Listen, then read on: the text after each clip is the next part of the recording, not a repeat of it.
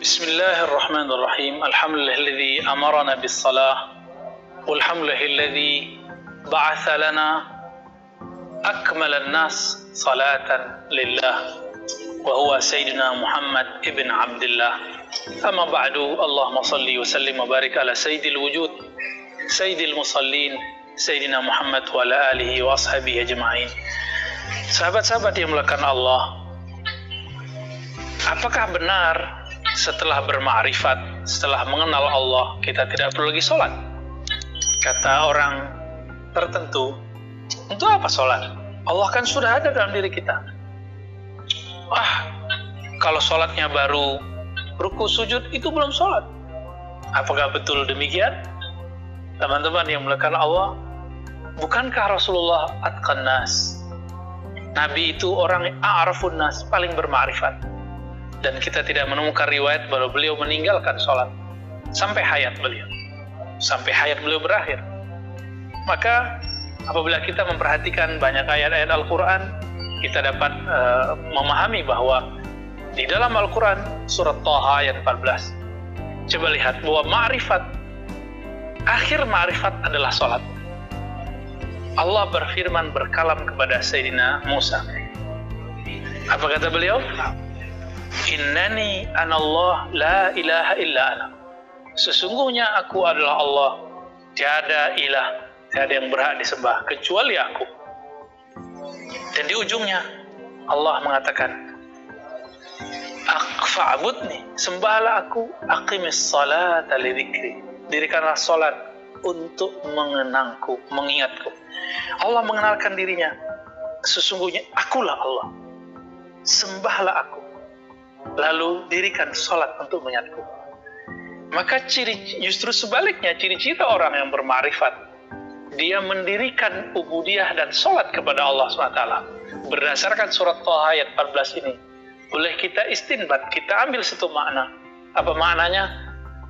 Salat adalah penghujung makrifat, sedangkan makrifat adalah awal dari salat. Maka siapa saja yang dia bermakrifat, pasti dia mendapatkan puncaknya, yaitu salat. Tapi tunggu dulu teman-teman, apakah salat kita salat orang-orang yang mengenal Allah, salat orang yang bermakrifat? Jangan sombong dulu, jangan suuzon dulu dengan orang yang secara kasat mata menurut kita tidak salat. Jangan sombong dulu dengan orang-orang yang menurut kita secara fisik tidak salat. Barangkali hatinya selalu berkoneksi kepada Allah, sedangkan kita sholatnya mungkin dahsyat, 5 waktu di masjid, tapi mulai dari takbir sampai assalamualaikum tidak pernah ingat Allah kecuali sesaat. Barangkali kita orangnya seperti itu. Maka jika kita melihat seseorang secara kasat mata tidak terlihat sholat di masjid bersama kita, belum tentu dia tidak sholat. Barangkali dia mengikuti manhaj khalwat Imam Ghazali. Imam Ghazali mengatakan, jika seseorang takut riya atau khawatir dengan kasaf-kasaf yang berbahaya, karena ada orang tertentu jika dia dibukakan mata batinnya oleh Allah, dia melihat manusia dengan karakternya. Jika karakternya karakter tamak, terlihat seperti babi. Jika karakternya galak, bengis, maka terlihat seperti si guguk, anjing. Maka orang-orang ini diperkenankan oleh Imam Ghazali untuk sementara waktu sholat sendiri, bukan sholat berjamaah. Ini fikih Imam Ghazali yang tidak disepakati oleh Imam Nusala dan imam-imam yang lain. Imam Subuki juga menolak hal ini. Tapi saya memahami bahwa ini bukan masalah benar dan tidak benar. Ini adalah masalah perbedaan peralihan kondisi. Maka jika kita melihat ada orang yang dianggap ahli ma'rifat, terlihat dalam kasat mata kita tidak sholat, belum tentu dia tidak sholat. Mungkin kita yang merasa sok sudah sholat. Maka teman-teman, mari kita gabungkan makna ayat tadi, bahwa surat Thaha tadi mengatakan Allah mengenalkan dirinya kepada Nabi Musa.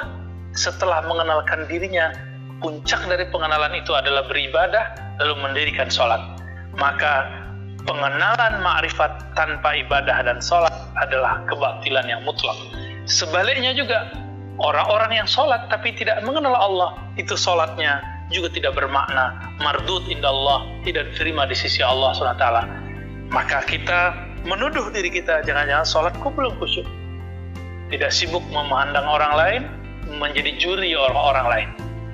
Lalu bagaimana dengan orang-orang yang dia sholat karena mungkin kata dia ahli marifat, lalu dia sholat cuma beberapa waktu, mungkin hanya 3 waktu atau 2 waktu atau sewaktu saja. Orang seperti ini wilayahnya berbeda.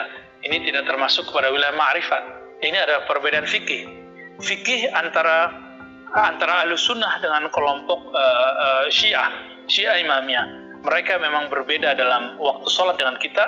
Mereka mengambil zahir ayat yang ada dalam Al-Quran, aqimis sholata liduluki syamsi, sampai akhir ayat, dirikanlah sholat ketika matahari mulai menyingsing, yaitu zuhur dan asar, ya. Kemudian ketika ghurub terbenam, dan Quranil fajar, yaitu kemudian terbit fajar. Disebutkan di sana cuma 3 waktu. Di ayat yang lain disebut tarafain nahar wa zulafan minal lail. 2 ujung siang, awal dan akhir siang. Kemudian zulafan artinya waktu yang dekat dari malam, maksudnya maghrib dan isya. Ini menunjukkan bahwa ada penafsiran di luar sana yang menafsirkan bahwa sholat itu 3 waktu.